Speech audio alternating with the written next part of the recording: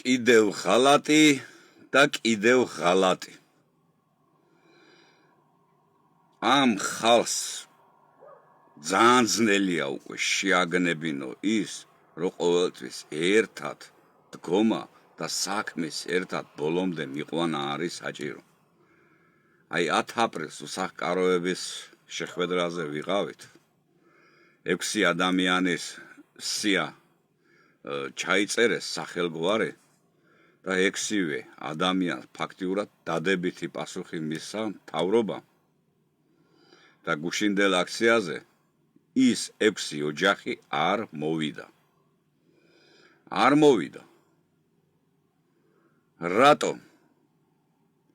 იმიტომ რომ თავისი უკვე გაინაღდეს, თავი ქუჩში აქვთ და всё დაიკიდეს თავისი მეგობრები. მეგობრები, ახლობლები, ფაქტიურად დაიკიდენ.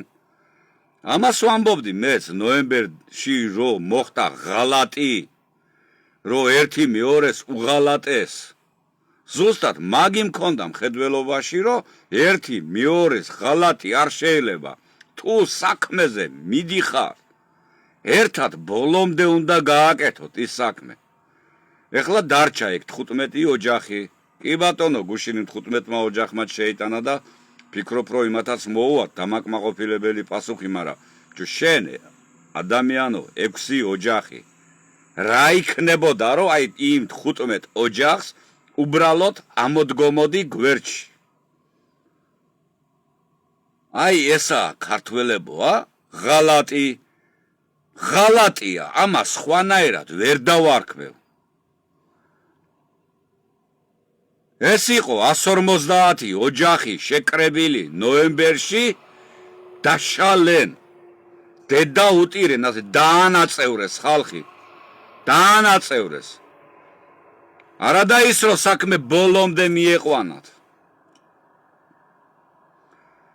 სოფლიდან მირეკავენ, რომ ჩვენცო გვინდა ბინებიო, ჩვენს უარს ვიტყვით იმ სოციალურ დახმარებაზეო.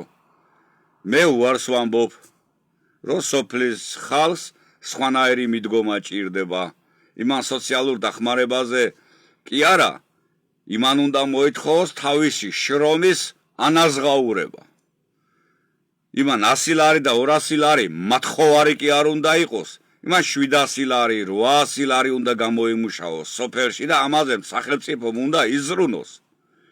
არა და ჩვენი ჯიბიდან არ უნდა უხდიდნენ მათ ფულს.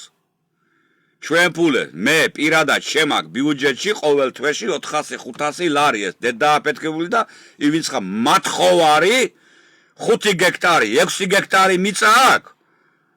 და არაფერს რო არ აკეთებს, ბიჭო, პროდუქციას არ ქმნის, რომ აი აგერ მაქვს პროდუქცია და მთავრობავ შედი დედააფეთქებული ამ პროდუქციას ეპატრონეო. დამჯდარი და მათხოვარი, ერთ გოდოუგდებენ ასლას, მეორე რაღაცას რო ცოტას აკეთებს, იტყვის ბიჭო, მე რატო ეს გავაკეთო? მეც მინდა 100 ლარიო და გამათხოვრე მთლიანად სოფელი. გამათხოვრებული არიან. აი უშრომელი.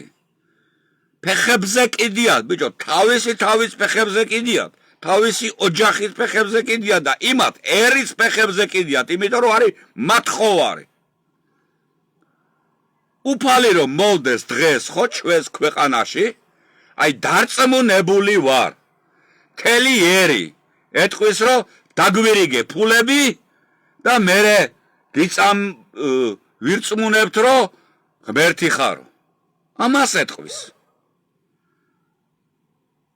დარწმუნებული ვარ 1,000,000%-იანი რომ აი დაგვირიგეთ ფულები და დავიჯერებთ რომ ღმერთი ხარო. რა დონეზე ბიჭო გამათხოვრებულია ხალხი. ოღონდ მე ჩემი გავისწორო, გავიკეთო და დანარჩენის დედაცო ფაქტიურად.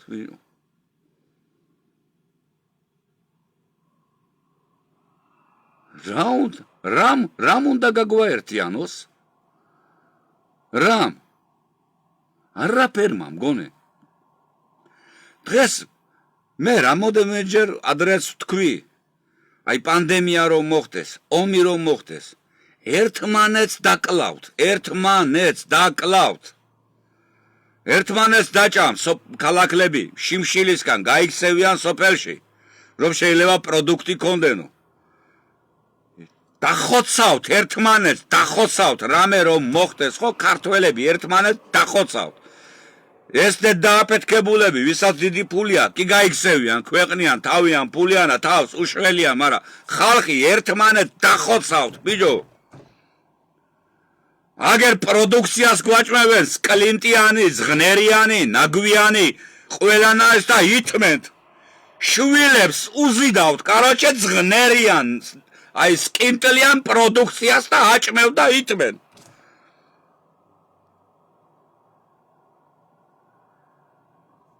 რა უნდა ვქნა? ვერ შევაგნებიეთ, ბიჭო, აი ხალხ, რომ ერთად უნდა დავდგეთ.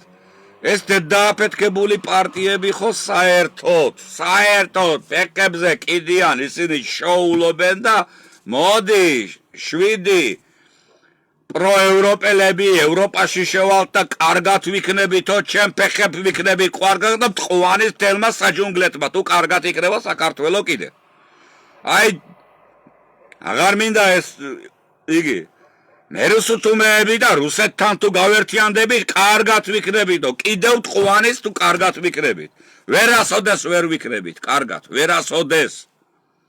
შანსი არ არსებობს. ერთმანეთს თუ ამოუდგებით გვერდში, ერთმანეთის პრობლემებს თუ შევიგრძნობ, ერთმანეთს თუ დავეხმარებით, სოფლის მეურნეობას განვავითარებთ, უსახკაროების, ბანკების ამ პრობლემას მოხსნით, მაშინ ვიქნებით კარგად. და თუ დავდგებით ამ ღმერთის გზაზე, სხვა შანსი არ არსებობს, ასჯერ თქვი, ასჯერ. მაინც და მაინც ღმერთმა ჩამოუდეს და იმასაც არ დაიჯერებთ, ბიჭო. არ დაიჯერებთ.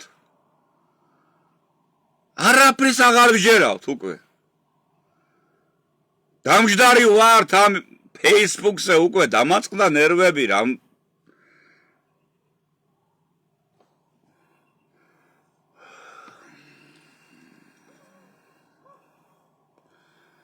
რა ვიცი რა, თუ სოფელი არ განვითარდა, აი გეფიცებით, რომ თლიანად საქართველო არსებობა შეწყვეს. ერთი რეალური მართლა პანდემია რომ მოხდეს, ხო? ჩათვალეთ რომ უკვე საქართველო გაქრება ეგრევე, ქართველი ერი გაქრება ეგრევე. მართლა დავჭამთ ერთმანეთს, დავხოცავთ ერთმანეთს საჭმლის გულობიზა და მერე კიდე ჩვენს კი დაგხოცავენ სხვები. რაღა დავრჩებით, ვინ დავრჩებით, ან საერთოდ დავრჩებით?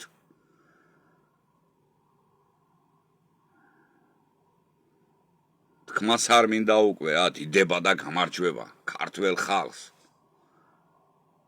უკვე ნერვებიც მეშლება, უკვე ყველაფერზე ნერვები მეშლება, კაროჩე, რომ ვერაფერს ვერ იგნებენ. პარტიები, გაერთიანებები ხო საერთოდ აი დაქირავებული მონები არიან ყველა სისტემის.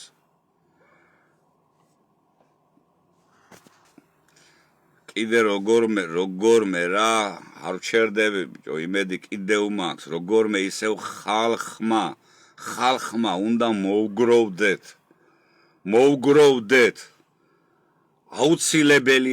აუცილებელია უპირველეს ყოვლისა ვიზა ლიბერალიზაცია. უპირველეს ყოვლისა აუცილებელია რომ აღარ გაიყიდოს ქართული მიწები და დაიწყოს სოფლის მეურნეობის. ეს უპირველესი საკითხია. უპირველესი არის, ამის გარეშე შანსი არ არსებობს, ვერ გადავრჩებით. შემოგვესევიან ნელა უცხოელები და უკვე ფაქტიურად ჩვენი ხელით ვჟლიტავთ ერთმანეთს. გთხოვთ, ხალხო, დავდგეთ ერთად დავდგეთ. ამ სამი პრობლემის ირგვლივ მაინც დავდგეთ ერთად.